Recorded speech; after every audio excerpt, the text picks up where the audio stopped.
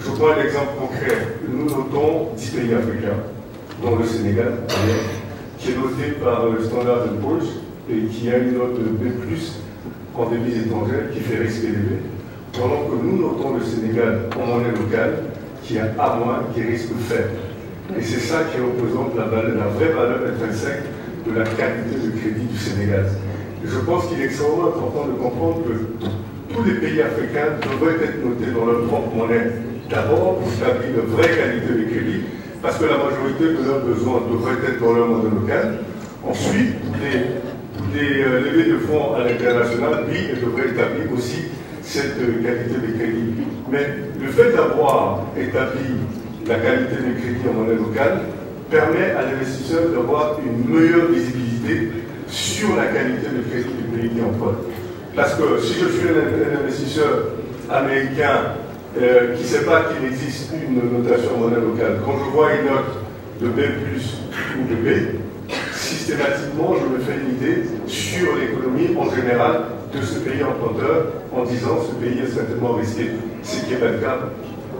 Donc c'est extrêmement important. Donc c'est une différenciation que nous faisons qui est extrêmement importante et qui aujourd'hui on parle d'agents de notation financière panafricaine. Oui, c'est une très bonne idée, mais il existe déjà des agents de notation africaines qu'il faut consolider à mon avis. À mon avis, il faut créer un mécanisme autour de ces agents de notation financière qui existent pour que justement, à un moment donné, elles arrivent à rivaliser avec ces agents de notation internationale dans la mesure où nous maîtrisons notre environnement. Nous connaissons mieux cet environnement, les méthodologies ne sont pas nécessairement différentes, mais les approches sont différentes. Et ce sont les approches qui font justement que nous avons cette différenciation de notes-là. Et comme nous établissons un équivalent, les notes que nous donnons aux monnaies locales, en prenant en considération le fait que nous n'avons pas de plafond souverain et que nous n'avons pas de problématique de transfert de devises, on revient au même système de notes. Donc cette équivalence qui a été établie avec l'agence Fitch, qui note la région CFA, montre bien que nous sommes dans une très bonne logique. Et ça, je voulais le signer avec force parce que je pense que c'est extrêmement important. Sur les 4 agences qui existent en Afrique, c'est important aussi de rappeler qu'il y en a 2 qui ont été rachetées par Moody's. Donc c'est extrêmement important de le dire. Il en reste 2 qui soient purement africaines, Bloomfield et Augusto Nigeria.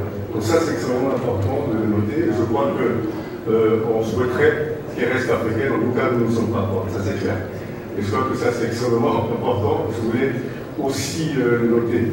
La logique d'emprunter plus en monnaie locale, comme l'a dit tout à l'heure Tidiane Thiam, pour moi est quelque chose d'extrêmement important pour les pays africains. Emprunter en monnaie locale pour éviter justement de s'exposer en devises étrangères.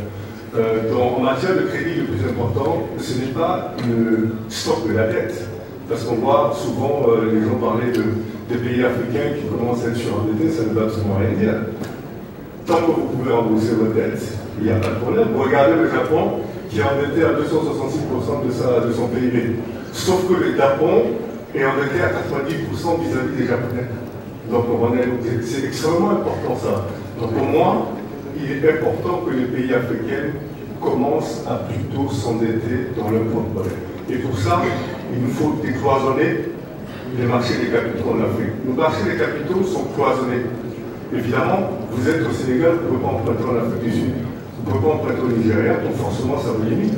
Décloisonner ces marchés des capitaux nous permettra d'avoir un plus beau marché panafricain. Et pour avoir un marché panafricain, il faut commencer peut-être à penser à convertir nos monnaies entre elles.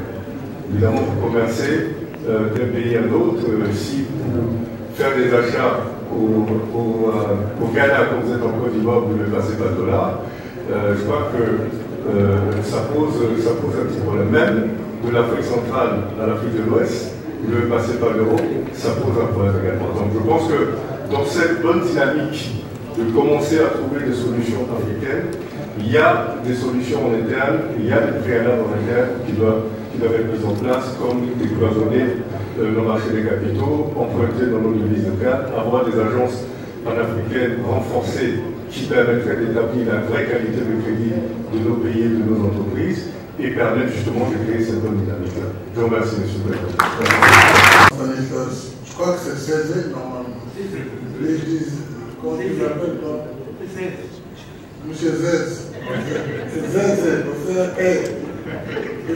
Zez. Voilà. Donc je le salue.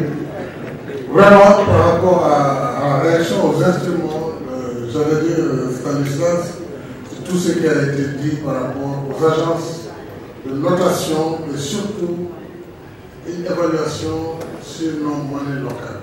Je crois que là, c'est aussi un combat important et aussi sur le décloisonnement du marché des capitaux en Afrique. Parce que si nous arrivons à bâtir des parités entre nos monnaies, déjà on va faire un grand progrès. Par exemple, dans la zone CEDEAO, entre le CFA et le Naira, on va pouvoir avoir une parité relativement stable. Soit éminent représentant de la Banque centrale, il aurait été bien d'ailleurs qu'il soit entendu dans ce débat. La Banque centrale des États de l'Afrique de l'Ouest. Il y a le vice-gouverneur qui est là, et je crois qu'il y a Hatim d'ailleurs. Donc il y a le gouverneur national de la BCEAO pour le Sénégal. Je crois qu'il s'agit d'instruments très importants sur lesquels nos banques centrales doivent pouvoir nous éclairer et aussi se mettre au service des États pour renforcer ce mécanisme de stabilité financière et participer dans la notation positive de nos États. Alors, ce qu'il a dit Stanislas me touche, puisque si déjà on achète deux de nos agences africaines de notation, il est à craindre qu'à terme, il n'en restera plus rien. Même si dit qu'il n'est pas à vendre, c'est que les gens ont souvent des tours de passe-passe pour contourner la difficulté. Donc nous devons quand même protéger ces agences africaines. Sinon, nous allons finir notre plaidoyer et il n'y aura plus aucune agence africaine autour. C'est vraiment important qu'on puisse les accompagner et les préserver. Et il faut une complémentarité. En effet, on n'essaie pas de mettre table rase sur ce qui existe, mais simplement qu'il y ait une prise en considération de ce que font les agences pan-africaines compétentes, qualifiées et qui travaillent dans la